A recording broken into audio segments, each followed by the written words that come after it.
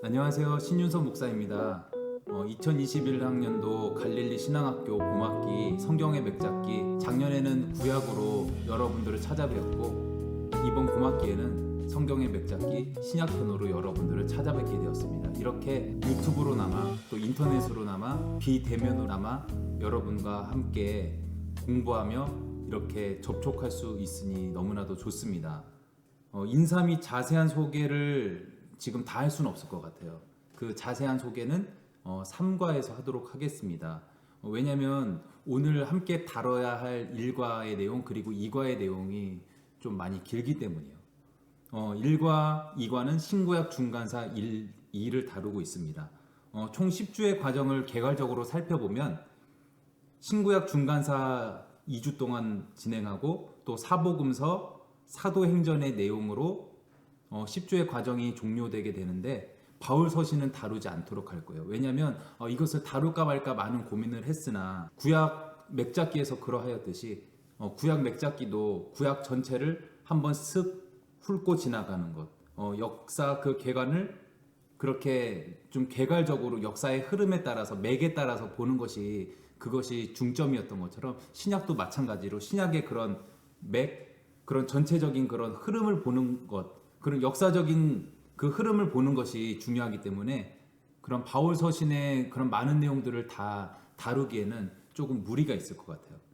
뭐 바울 서신에 대해서 다룰 수는 있으나 그것을 정말 두 줄, 세 줄로 간단하게 요약해야 한 12주 정도 되기 때문에 바울 서신의 내용은 본 성경의 맥잡기 신약편에서 다루지 않도록 하겠습니다. 그래서 총 10주로 진행을 하도록 할 것이고요. 네, 오늘 신구약 중간사를 우리가 함께 공부하게 될진데 저도 이 내용을 여러분들과 함께 하는 것도 처음일 뿐더러 제가 다른 어느 교회에서도 이 신구약 중간사를 다뤄본 것은 처음이에요. 그래서 많은 부담이 되고 또 기대도 되는 것이 사실입니다. 우리가 신구약 중간사 이 시대를 왜 알아야 될까요? 성경에 기록되지 않은 시대, 말라기 이후 예수님이 오시기 전까지 그 400년의 기간이 신구약 중간기라고도 하고 또 혹자들은 침묵기라고도 이야기를 해요. 성경이 나오지 않았던 시대이기 때문이죠.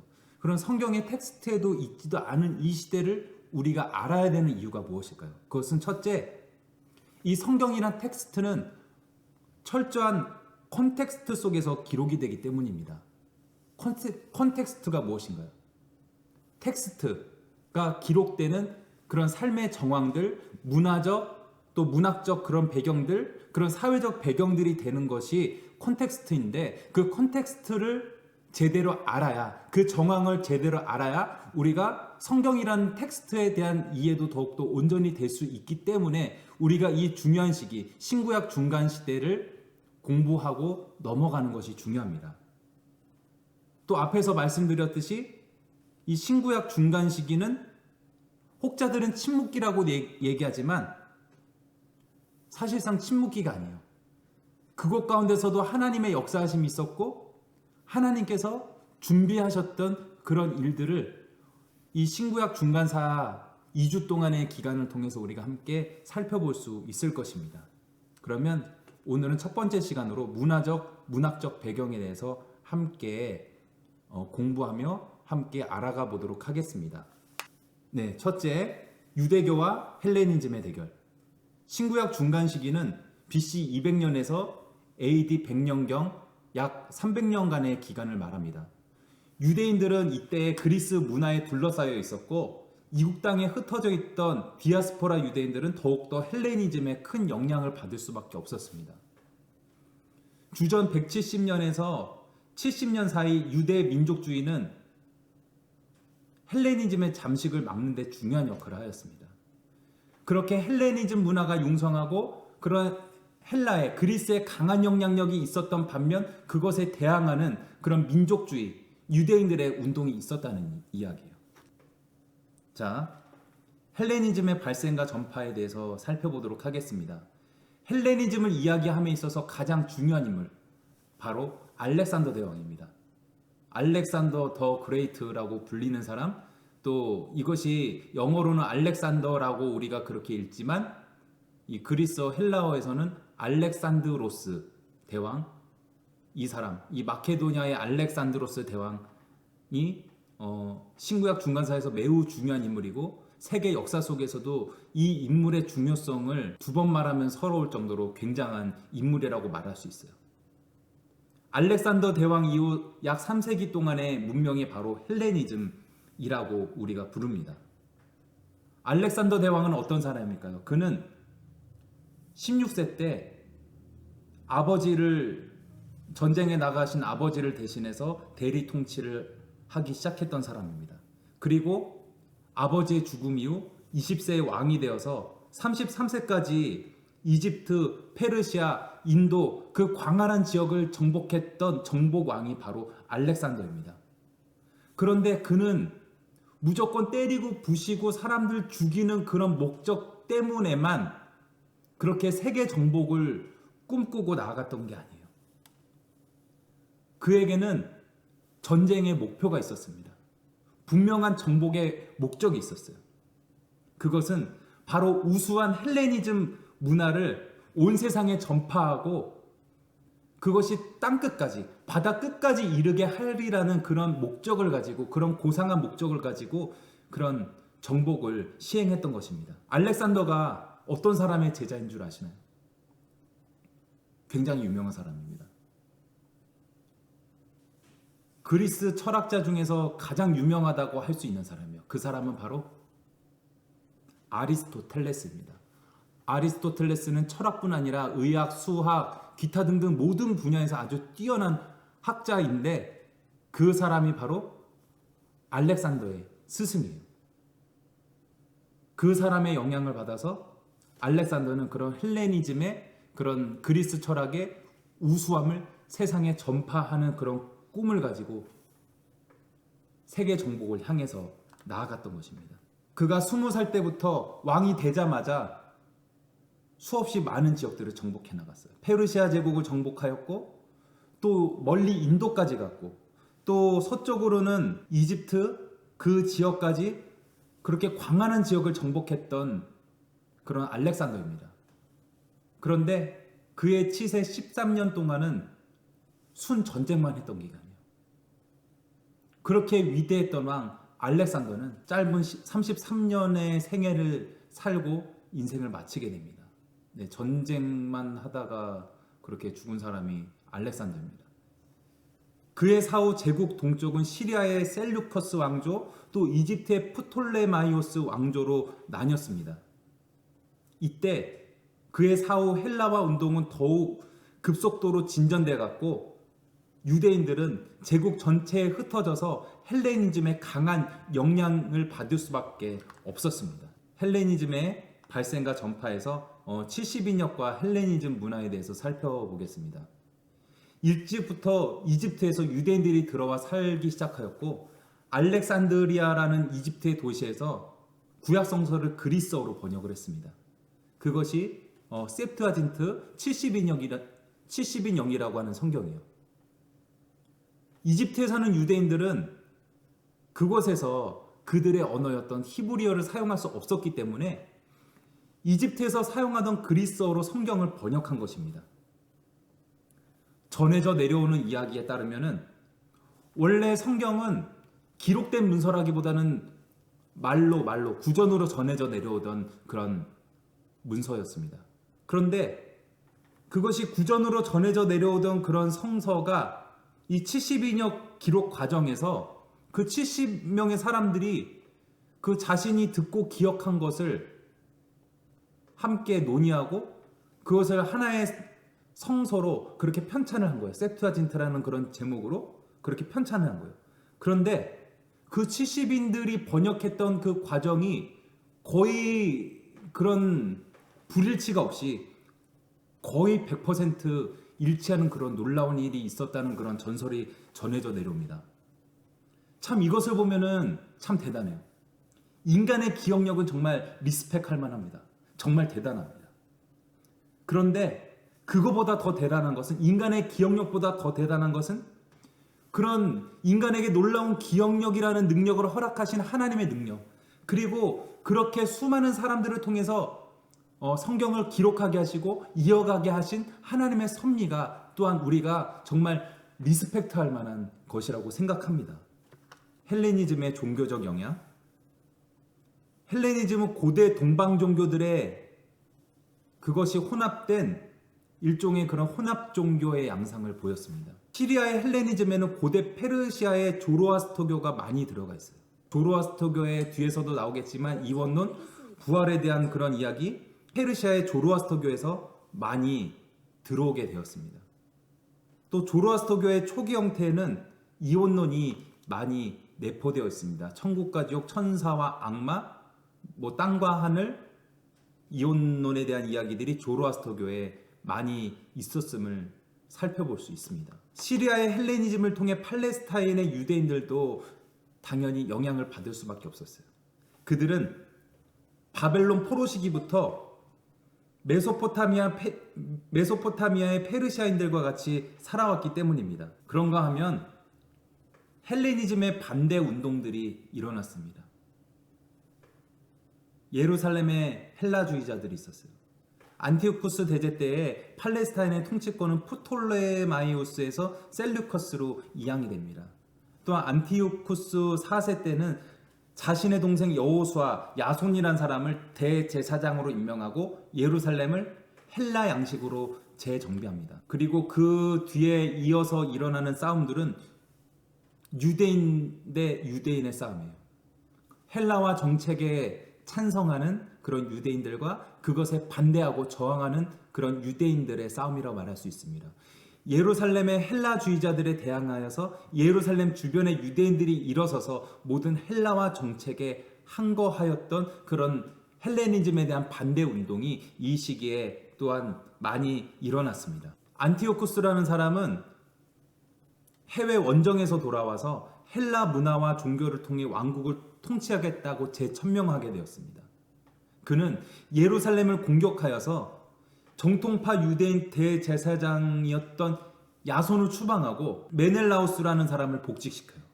그리고 군인들을 풀어서 유대인들을 대량 학살하게 했고 성전을 더럽혔고 성전의 기명들을 훔쳐가게 했습니다.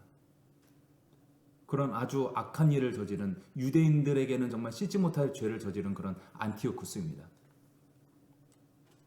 그때 마카비라는 가문이 등장하게 됩니다. 그 전까지 그런 헬라와 정책에 대한 반대 운동은 소소하게 소극적으로 이어져 왔어요. 그런데 그렇게 소극적이던 저항 운동이 점점 폭동의 불길로 번져가게 되었습니다. 예루살렘 북서쪽 모데인 마을에 하스몬가의 마타디아스 제사장이 다섯 아들과 함께 살고 있었습니다. 유대의 저항 운동은 마타디아스의 세 아들들을 통해서 전개가 되었습니다. 마카비, 대장장이라는 별명을 가진 유다, 그리고 그의 동생 요나단, 또 그의 동생 시몬, 이 세 사람을 통해서 마카비가의 저항 운동이 전개된 것입니다. 주전 165년 유다의 지휘 아래 성전이 청소되고 성전이 재봉헌되어서 그곳에서 성전에서 다시금 예배를 드리게 되었습니다.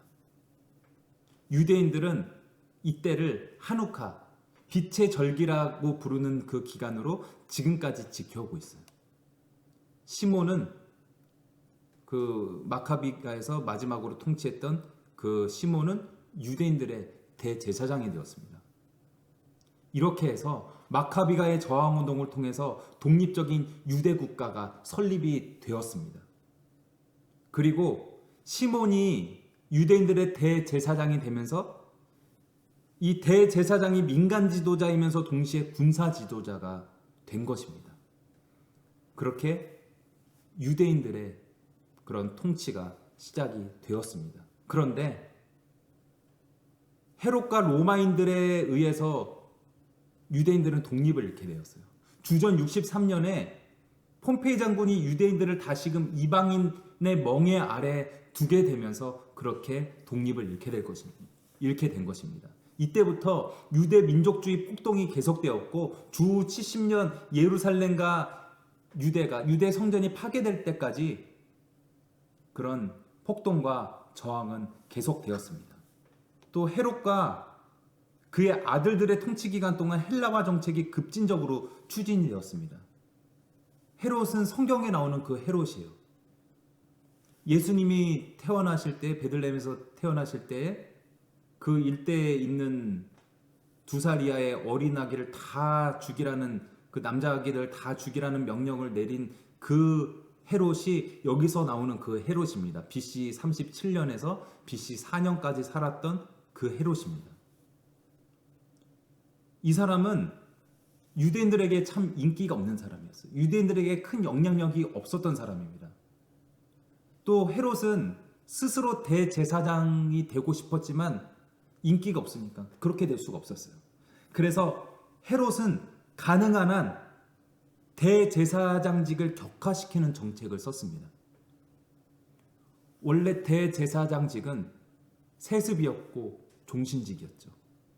뭐 요즘은 세습과 종신직이 안 좋고 사회적 문제가 될 수 있는 그런 것이지만 그 옛날에는 세습과 종신직이 당연한 것이었습니다.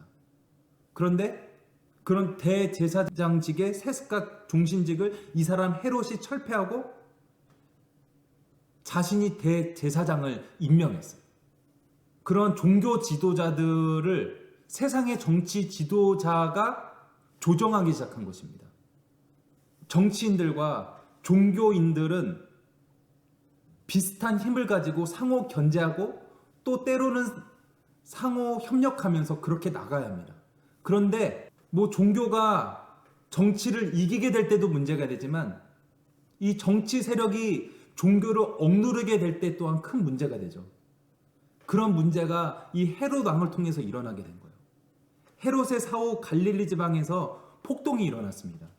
이때 갈릴리인 유다가 바리새파의 사두과 연합하여서 로마의 항거 운동을 전개하였습니다. 이 운동을 벌린 사람들이 바로 셀료당이라고 추정이 돼요. 열심당이라고 불리는 사람들이죠. 이 열심당에 대한 내용은 뒤에서 나오게 될 것입니다. 결과적으로 유대교와 헬레니즘의 싸움에서 유대인들이 패배하게 되었습니다. 주후 132년 바코바의 반란 이후 유대인들은 예루살렘과 성전을 다 잃게 되었어요. 그러나 그들은 얌니아에서 하나님의 율법을 공부하였습니다. 바로 뒤에 나올 내용이지만 이것이 하나님의 율법을 공부하며 연구하게 된 것이 이 유대인들의 역사의 전환점, 전문 용어로는 패러다임 시프트라고 말할 수 있어요. 이 패러다임 시프트라는 말은 토마스 쿤이라는 사람이 과학혁명의 구조라는 책에서 이야기하였던 용어입니다. 어느 임계점에 달하면 갑자기 급박한 변화가 일어나는 그런 것을 패러다임 시프트라고 합니다. 이때 이 사람들이 얌야에서 하나님의 율법을 공부하면서 급격한 그런 패러다임 시프트가 일어나게 됩니다. 급격한 전환이 일어나게 됩니다. 그것은 바로 어떤 것일까요? 성전의 종교에서 토라의 종교로, 경전의 종교로 전환이 된 것입니다. GF 무어라는 사람이 이런 이야기를 했어요. 토라란 신의 계시에 대한 포괄적인 명칭으로서 유대인들은 이 토라에서 그들의 종교에 대한 유일한 표준과 규범을 발견하였다. 신구약 중간기 전 기간을 통해서 유대 민족주의는 토라의 근거를 두고 발전하게 되었습니다. 여기서 토라라고 할 때 토라가 무엇인지 모르시는 분들도 혹시 계실 수도 있을 것 같아요. 토라는 모세오경을 말해요. 율법서를 말하는 것이 토라입니다. 이 모세의 구전을 통해서 내려오는 그런 5개의 경전, 창세기, 출애굽기, 레위기, 민수기, 신명기를 일컬어 토라라고 말하고, 이 토라는 유대인들의 신앙의 아주 핵심적인 것이었습니다. 그런데 이전에는 성전 체제 종교의 그런 것이 더 강했지만 이 신구약 중간기 때는 성전 중심에서 토라 중심으로 변화가 되게 된 것입니다. 전승에 따르면 에스라의 뒤를 잇는 소프림, 성경에서 말하는 서기관들이 토라를 해석하고 가르쳐서 이를 후대에 전했다고 합니다.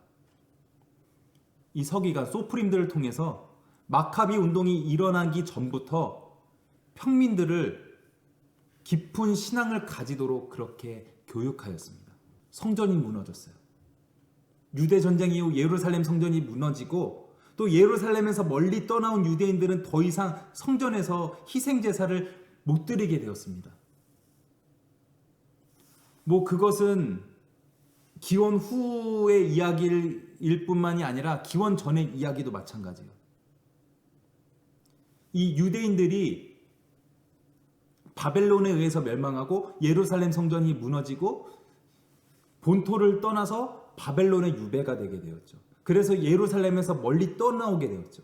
그래서 더 이상 성전에서 희생제사를 못 드리게 되니까 성전의 체제가 그들에게 더 이상 없으니까 그들에게 새로운 종교적 패러다임이 필요했던 것입니다.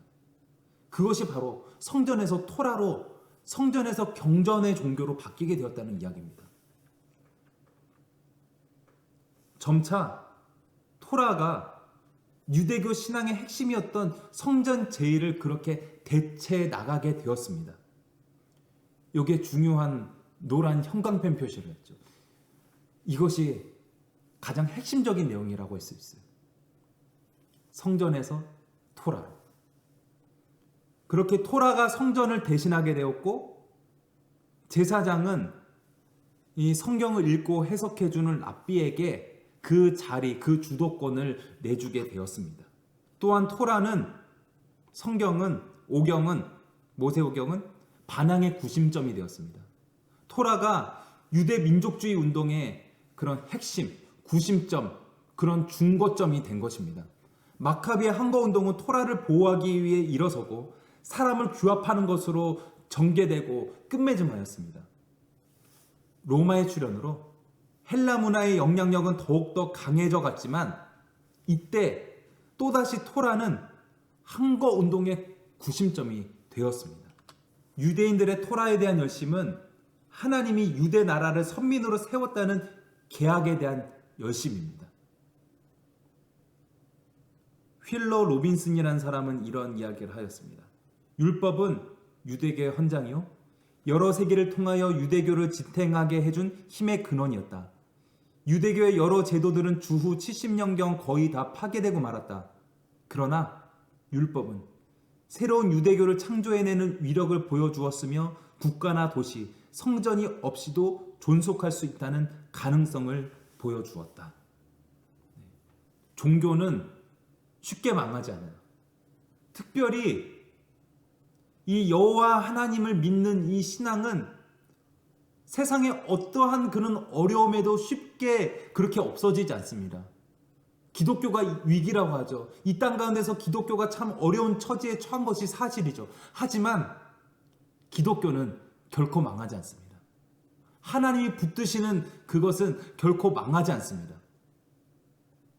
성전이 무너졌으면 또 경전의 종교로 전환이 되면서 토라의 종교로 전환이 되면서 그렇게 명맥을 이어오고 그렇게 또한 유대교가 제 역할을 하였습니다. 마찬가지로 지금의 기독교도 무언가 무너지고 무언가 변화되는 그런 상황일 수 있지만 그렇게 결코 망하지 않고 하나님께서 붙드시고 또한 어떤 패러다임의 그런 전환을 통해서도 계속 이어나갈 줄로 믿습니다.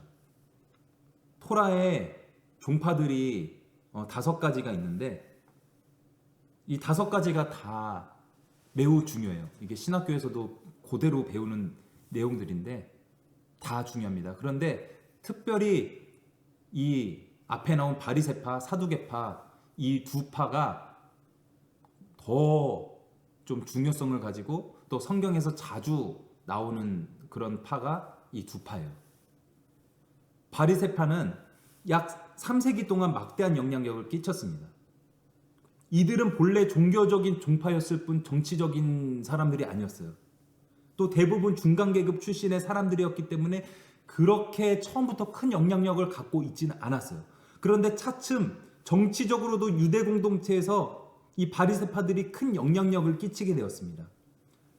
바리새라는 말은 여러 가지 썰이 있으나 해설자, 분리주의자라는 뜻을 가졌다는 설이 유력합니다. 바리새파는 구전 토라도 기록된 그 문서 토라와 마찬가지의 권위를 부여하였습니다. 토라를 가르치고 해석하고 일상생활에 적용함으로써 토라가 백성들의 삶 가운데 살아 움직이고 인격적으로 활동할 수 있게 하는 데 중요한 역할을 한 사람들이 바리새파들이에요. 토라를 읽고 번역하는 일은 회당 예배에서 매우 중요해요. 그 일을 서기관들이 그 역할을 대부분 하였고, 또 대부분 서기관들은 거의 다 바리새파 사람들이에요. 바리새파가 성경에 나오는 사복음서에 많이 나오는 예수님이 비판했던 그 바리새인들, 그 바리새파가 맞아요. 바리새인들 나쁜 놈들이 아닙니다. 이상한 놈들이 아니에요. 바리새파 괜찮은 사람들입니다. 이 사람들을 통해서 그런 유대 종교가 존속해 나가고 또 발전하는데 큰 영향력을 끼친 사람들이 바리새파입니다. 바리새파가 뭐 성경에도 나오듯이 613개의 조항을 만들어서 그것을 지키고자 하였던 율법주의자들이 바리새파라고 알려져 있죠. 맞습니다. 그들은 하나님의 그 말씀, 그 토라, 그 율법을 그냥 기록된 말씀뿐 아니라 그것을 실생활에 적용하기 위해서 힘썼습니다. 그래서 이 소소한 생활 중에서 어떻게 그 율법을 실천해 나갈 수 있을까를 고민하면서 613개의 그런 조항들을, 율법 외에 또 다른 조항들을 만든 거예요. 그래서 그것을 철저히 지키고자 하였고, 그런 운동을 통해서 유대인들은 정체성을 유지해 나갈 수 있었으며 더욱더 발전해 나갈 수 있었습니다. 그 중요한 역할을 바로 바리새파가 담당하였다고 말할 수 있어요. 두 번째, 사두개파는 부유한 귀족층과 제사장 계급 출신의 사람들입니다. 이 사람들은 바리새파와 다르게 구전율법을 인정하지 않았고 부활, 영생, 내세를 안 믿었어요. 반면에 바리새파는 부활, 영생, 내세를 다 믿는 사람들이죠. 부활, 영생, 내세에 대한 것 구약에 나오기는 합니다. 구약 성경에 나오긴 하지만 그 부분이 상당히 약해요. 그런데 많은 부분들을 그런 부활과 또 천국과 지옥, 천사와 악마 이런 그런 관념들을 페르시아의 조로아스터교에서 좀 많이 영향을 받은 것이 사실입니다. 바리새파는 그런 영향을 받아서 부활, 영생, 내세를 믿었지만 이 사두개파는 바리새파보다 더 아주 보수적인 사람들이에요. 그래서 우리 구약 율법, 이 토라, 이 경전에 있는 거 외에는 안 믿겠다. 구전 율법 이런 것도 안 믿겠다. 그거 그대로 살지 않겠다. 우리는 기록된 그것만 믿겠다 해서 그들은 부활, 영생, 내세를 믿지 않았던 것입니다. 바리새에게 있어서 토라가 신앙의 중심이었다면 사두개파에게 있어서는 토라가 신앙의 외곽, 그들의 그 삶을 보호해주는 껍질이었다고 이야기할 수 있습니다. 이 바리새파와 사두개파를 비교해 봤을 때 우리의 신앙을 고수하는 것, 우리의 그런 본질적인 신앙을 지켜가는 것도 중요하지만 바리새파처럼 조금 유연한 사고, 또한 그 율법을 적용시키기 위해서 또한 새로운 조항들을 그렇게 들 정도로 그렇게 하나님의 말씀을 적용시키고자 하는 노력들, 그리고 그런 세계에 대해서 많은 문화와 그런 문학에 대해서 열려있는 태도도 매우 중요함을 또한 깨달을 수 있을 것 같습니다. 그리고 에세네파, 열심당, 쿰란 계약공동체에 대해서 말씀드리겠습니다. 에세네는 거룩, 경건의 뜻을 가진 아람어에서 유래한 것으로 추정이 돼요. 이들은 성경을 매우 열심히 연구했고 그 결과를 토대로 미래를 예언하는 능력을 가진 사람도 존재했습니다. 이들은 엄격한 금욕생활, 또 고행, 광야 생활을 했어요. 네 번째, 열심당. 열심당은 본래 깊은 종교적 확신을 가지고 있는 유대 애국자들의 모임입니다. 이들은 토라를 위해서 싸울 뿐 아니라 필요하다면 목숨까지도 기쁘게 던질 각오를 하고 있었던 사람들이에요. 앞에서 이야기했던 셀롯 땅이 바로 열심당이에요. 유대의 독립과 그런 유대의 그런 영광을 위해서 때로는 폭력, 무력을 사용했던 사람들이 열심당입니다. 다섯 번째, 쿰란 계약공동체. 전에는 이 사람들에 대해서 별로 알려진 것이 없었지만 그런 쿰란 동굴이라는 곳이 발견되면서 이 사람들에 대한 연구들이 진행되었고 또 많은 것들이 알려지기 시작하였습니다. 주전 2세기경에 사해 근처 쿰란에서 공동체를 이루어서 이들은 의의 교사라는 사람의 지도를 받았어요. 토라와 그 외 종교 서적들을 연구하고 해석하는데 많은 시간을 할애했던 사람들입니다. 또 의의 교사라는 이 사람에 의하면 고대 예언은 그 당시를 위한 것이 아니라 바로 그들이 살고 있는 시대와 사건들을 위한 것이었습니다. 네, 이렇게 살펴봤듯이 토라의 종파들 5가지나 있어요. 5가지뿐만이 아니라 수많은 그런 양상을 띈 공동체들이 있는데 그렇게 각자가 다른 모습으로 다른 양상으로 살아가지만 다 이들도 그런 하나님을 향한 열심을 가진 사람들이었음을 알 수 있고 또한 이 사람들을 통해서 또한 유대 공동체가 때로는 대립하며 또 때로는 화합하며 그렇게 역사적 진보를 이뤄나갔음을 우리가 생각할 수 있을 것 같습니다. 네, 다음으로는 종교적인 문서들에 대해서 살펴보도록 하겠습니다. 첫째, 성경. 유대의 관례에 의하면 히브리 성경은 3가지로 나뉜다고 합니다. 토라, 율법, 모세오경을 말하죠. 느비임, 예언서, 그리고 케투빔, 성문서, 시편, 잠언, 전도서 이런 것, 아가서 이런 것들을 포함한 그런 성문서, 케투빔 이렇게 해서 히브리 성경은 3수로 구분이 됩니다. 그렇게 해서 구약 성경이 총 24권으로 되어 있었는데 표준역에서는 이것이 39권으로 나뉘어져 있어요. 그래서 우리가 보고 있는 성경 39권과 거의 일치합니다. 성경은 어떤 책인가요? 영감을 받은 거룩한 책이며 정경 대접을 받은 책들은 부정한 손으로 만져서는 안 될 책들입니다. 정경, 캐논이라고 하는데 이것이 무슨 말일까요? 이 캐논이란 말은 이 고대 세계에 갈대 혹은 이 길을 재는 곱게 선을 긋는 그 자 있잖아요. 그 자를 말합니다.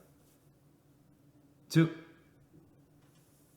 이 캐논, 이 자는 기준, 표준이 되는 것입니다. 이 고대 사람들은 갈대를 자로 사용하였다고 합니다. 그러므로 성경이란 것은, 그 중에 또 정경이란 것은 그렇게 기준이 되고 표준이 되는 것입니다. 자가 반듯해야 자이듯 정경도 이것이 온전한 역사를 통해서 검증이 돼서 온전한 기준이 되는 것이 바로 캐논, 정경이라고 말할 수 있어요. 이런 책들은 그렇게 그런 역사의 유구한 과정을 통해서 채택이 됐고 정립이 된 것이며 또한 그 책들은 부정한 손으로 만져서는 안 될 책들이에요.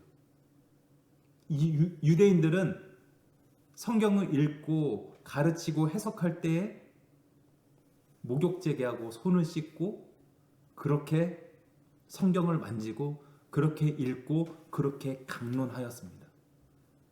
또 성경에 혹시 여호와라는 이름이 나오면은 또 여호와의 이름이 나올 때마다 또 손을 씻고 목욕제개하고 그랬던 좀 너무 과해 보이기도 하면서 굉장히 그런 거룩에 대한 열정, 그런 정결에 대한 열정을 가진 모습을 볼 수 있습니다. 우리도 이렇게 성경을 읽을 때 목욕제개하고 손을 완전히 씻는 것까지는 아니더라도 성경을 대함에 있어서 더욱더 거룩함과 정결함과 더욱더 진지한 자세로 대하여야 되지 않을까라는 생각을 해보게 됩니다. 또 에스라 이후 점차적으로 발전한 유대교는 토라의 계시에 가장 큰 비중을 두었습니다. 신약시대 이후까지도 정경화 작업이 계속되었고 마침내 39권이 구약의 표준이 되었어요.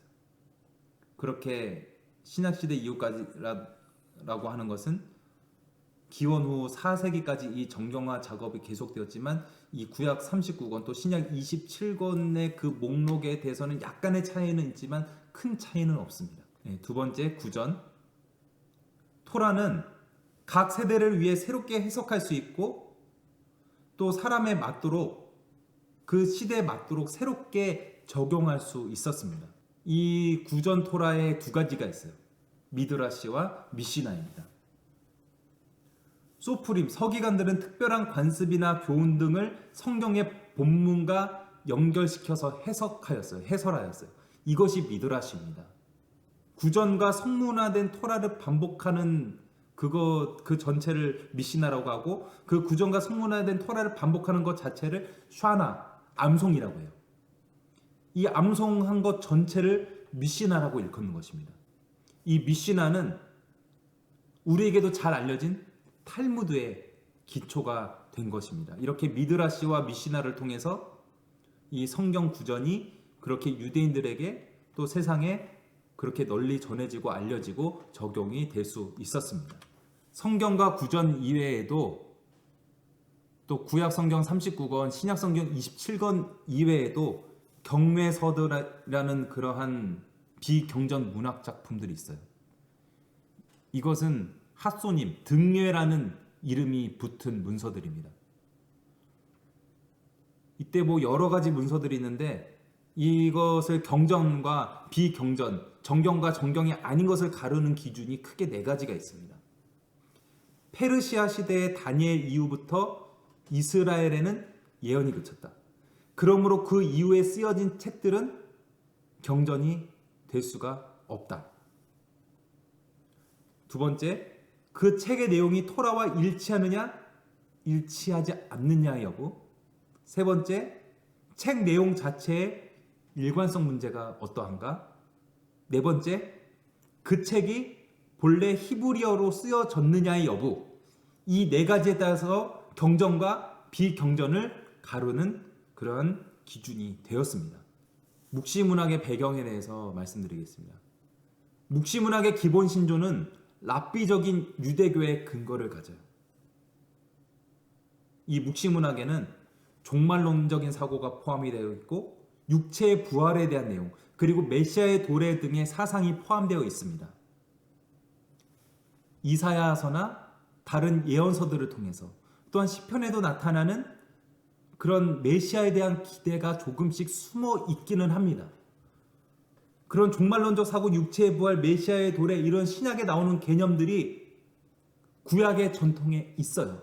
하지만 그 구약의 전통뿐 아니라 이 묵시 문학이 형성되는 그 배경에는 그런 헬레니즘의 영향도 있었고, 또 페르시아의 고대 종교 조로아스터교의 영향도 다소 있었다라고 말씀드릴 수 있습니다. 경외서들을 통해서 유대교 안에 또한 여러 복합 조직이 있었음을 우리는 이 역사를 통해서 알 수가 있습니다. 또 외경문학이라는 것이 있어요. 외경은 우리가 흔히 보는 뭐 개역 개정 성경에는 없는데, 흠정역 KJV 킹 제임스 버전이라는 그 성서에는 이 목록들이 모아져 있습니다.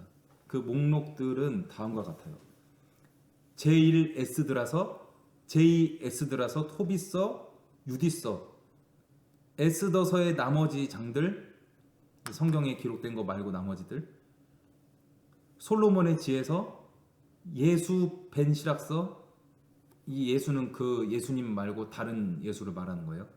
그리고 바룩서, 다니엘서의 부록들, 마나세의 기도, 제1 마카비서, 제2 마카비서, 이런 목록들이 있는데 저도 뭐 이것에 대해서는 다 읽어보지 않았고, 또한 뭐 중요한 내용도 있겠지만 우리가 성경을 다 알고 공부하기도 참 쉽지 않은 것 같습니다. 그래서 이런 것들이 있다는 것만 알고 넘어가셔도 괜찮을 것 같아요. 이 외경들은 주로 주전 1, 2세기 동안 팔레스타인 지방에서 편찬이 되었습니다. 또 이것은 헬라어를 사용하는 사람들에게 널리 읽혀진 문서들입니다. 토라는 영원히 계속될 하나님의 계명과 율법의 책이다. 이것을 철저히 지키는 자는 살 것이요 지키지 않는 자는 죽게 될 것이다 라고 바룩서 4장 1절의 말씀에 나와 있습니다. 뭐 외경이어서 말씀이라고 해야 될지 뭐 기록이라고 해야 될지 모르지만 어쨌든 바룩서에 이렇게 기록이 되어 있어요. 뭐 성전도 무너지고 뭐 다른 어떤 제도도 변하지만 하나님의 말씀은, 하나님의 계명은 변하지 않고, 또한 그것을 지키는 자도 변하지 않고 죽게 되지 않을 것이다라는 이야기입니다. 토라 종교는 이 유대인들의 율법주의를 세우는 데 있어서 큰 역할을 했습니다.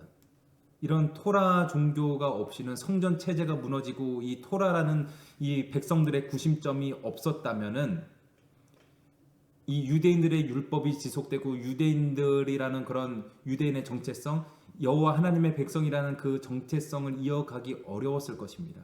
그래서 율법주의가 때로는 나쁘게 적용이 되고 때로는 아주 국수적이고 아주 보수적이고 때로는 편협하게 적용된 적도 있었으나, 이런 토라 종교를 통해서, 이런 율법주의의 확립을 통해서 유대인 공동체는 존속하고 유지되고 발전될 수 있었습니다.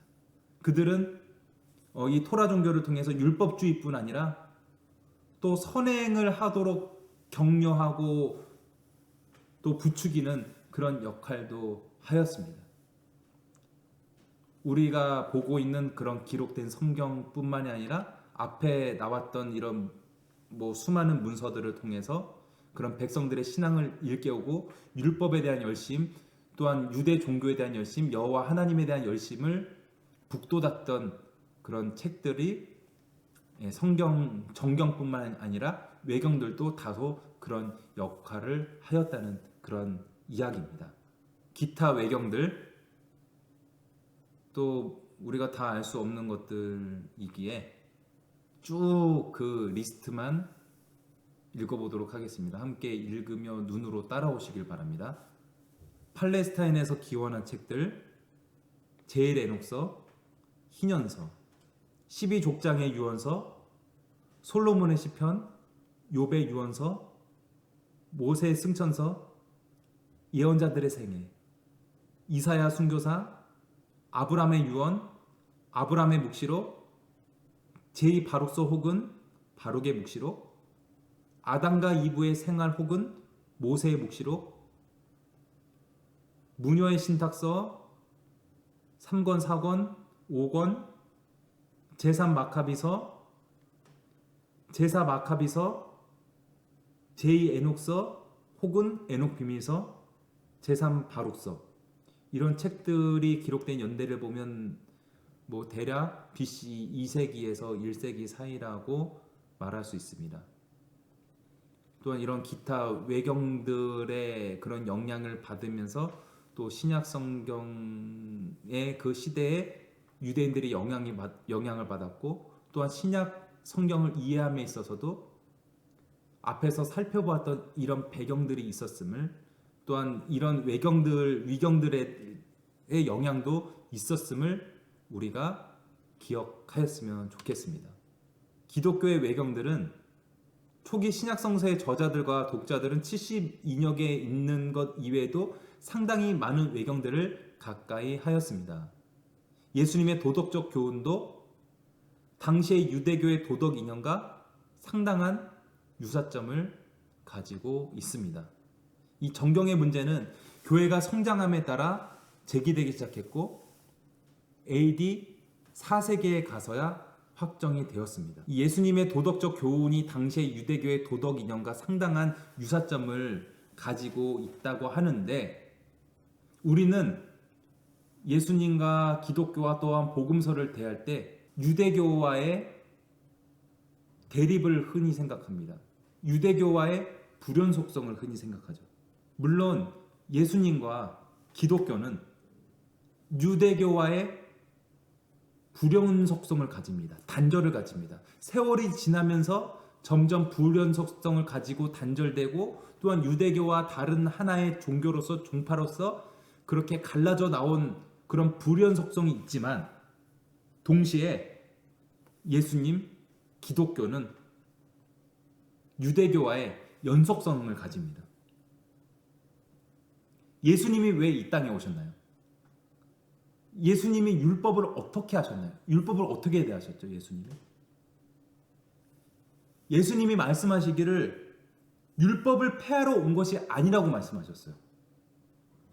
예수님은 율법을 폐하러 율법을 폐지시키러 오신 것이 아니라 그 율법을 완성시키러 오신 분이십니다. 바리새인들이 매우 역할을 잘하였죠. 구전으로 내려오고 토라로 그렇게 내려오던 그것들을 이 소프림 서기관이라는 사람들을 통해서 그것을 일반 민중들 백성들에게 가르침으로 그런 여호와 신앙을 유지하고 계승하고 발전시켜 나갈 수 있는 그런 중요한 역할을 바리새인 서기관 이런 사람들이 하였습니다. 그런데 예수님 때에 또 이 율법주의가 문제가 되었어요. 이 율법 조항은 있지만 율법 조항을 준수하고 그것을 어떻게 고지고대로 지키고자 하는 그런 열심은 있었으나 예수님이 바리새인들을 비판한 건 이거예요. 율법이라는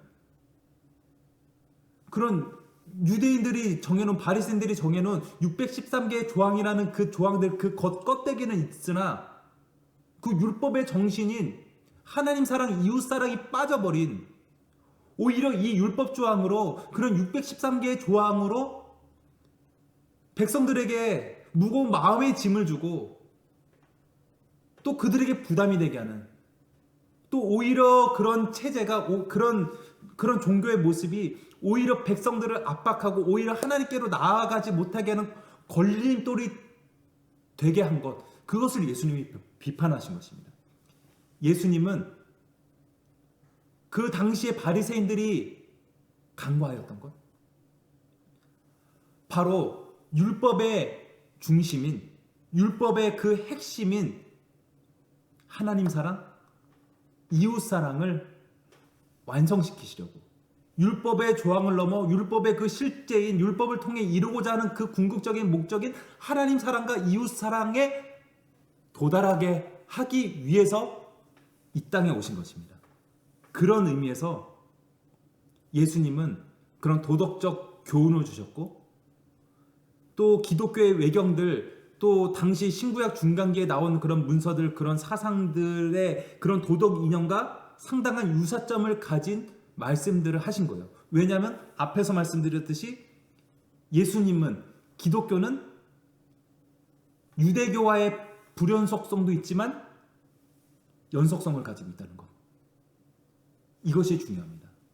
유대교와의 단절뿐 아니라 기독교도 유대인들의 연장선상에 있다는 것. 이것을 우리가 기억하는 것이 중요합니다. 로마서에서 이야기하죠.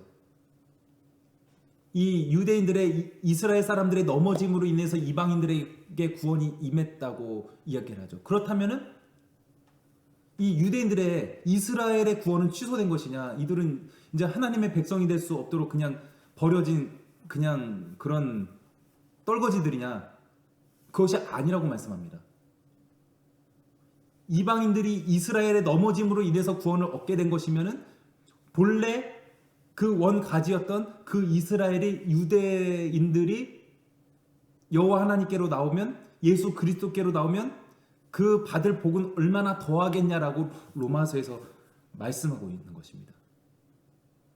그래서 하나님의 목적은 예수님을 통해서 이루고자 하셨던 하나님의 목적은 유대인들을 버리는 것이 아니라 유대교를 버리는 것이 아니라 유대교의 연속선상에서 이 기독교라는 또 예수님이라는 이 분을 통해서 그런 율법을 완성하고 구원을 완성하고 하나님 나라의 도래를 완성하는 그 일을 예수님께서 하셨다는 것입니다. 율법의 폐지가 아니라 율법의 완성. 또 나아가 하나님 나라의 도래와 그 궁극적인 완성을 가져오신 분이 예수님이시라는 것입니다. 그런 중간 지점에 이런 신구약 중간사에 많은 그런 문서들이 있었고 그런 많은 운동이 있었다는 것.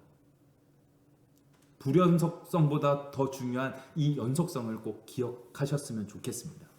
그 앞에서도 말씀드렸듯이 이 정경화 작업, 이 캐논을 선정하는 그런 부분에 있어서 계속된 갈등과 또한 논의가 있었는데 이것이 AD 4세기에 가서야 확정이 되었습니다. 이 AD 4세기는 기독교의 역사에서 교회 역사에서 굉장히 중요한 때이죠. 이때는 기독교가 그 전에는 어떤 종교였죠? 로마로부터 핍박받는 종교였습니다. 로마는 이 헬라인들의 그런 헬라 철학, 그런 그리스 로마 신화를 이어오면서 많은 신들을 믿는 그런 종교의 모습을 가졌어요. 그래서 만신전이라고 하죠. 판테온이라고 하죠. 수많은 신들, 뭐 이런 신 저런 신, 이런 기능을 하는 신 저런 기능을 하는 신, 번개를 내리는 신, 비를 내리는 신, 땅을 주관하는 신, 하늘을 주관하는 신, 뭐 이런 여러 가지 신들을 다 믿는 것이 그런 그리스 로마의 종교입니다. 그런데 이 유대인들은, 또 그리스도인들은 하나님만 믿으니까, 또 기독교인들은 예수님이 이 세상의 구세주이시며 하나님이시라고 이야기하니까 이들은 무신론자라고 비판받았어요. 그리고 로마로부터 때로는 강력하게, 때로는 미미하게 핍박을 받았습니다. 그런데 AD 4세기가 돼서 그렇게 핍박받던 종교, 그렇게 무신론자들의 종교라고 일컬어졌던 기독교가 로마의 국교가 되는 일이, 그런 놀라운 역사가 일어났어요. 이것이 세상 역사 속에서는 어떤 정치적 야합으로 해석할 수도 있지만 이것에 분명히 역사하신 하나님의 섭리가 있음을 믿습니다. 이 AD 4세기에 이르러서 기독교가 로마의 국교가 되고, 또 니케아 신경, 사도 신경이 확립이 되고, 또 이 정경화 작업, 구약 39권과 신약 27권을 채택하는 그런 것이 완성이 되면서 기독교는 이 유대교에서 또 분리된 하나의 온전한 종교로서, 그런 예수 믿음 또 예수 따름의 신앙으로서 그렇게 정립이 되고, 그렇게 제국의 종교가 되면서 또 안 좋은 영향력도 있었지만 기독교가 이 로마의 길로 통하여 세계에 전파되는데 아주 큰 역할을 할 수 있었습니다. 그 전환점이 바로 AD 4세기라고 이야기할 수 있습니다. 네, 오늘 많은 내용들을 살펴보았어요. 뭐 헬레니즘의 이야기부터 시작하여서 무슨 이야기가 있었죠?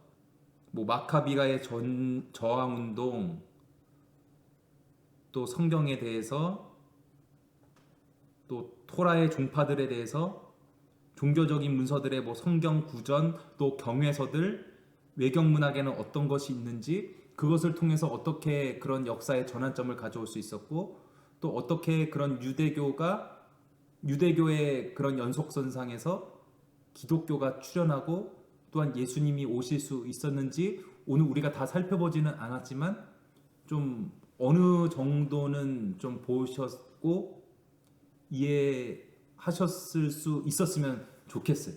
뭐 할 얘기들은 많이 있지만 시간 관계상 여기서 줄이도록 하겠고, 그러면 기도로 마치겠습니다. 하나님,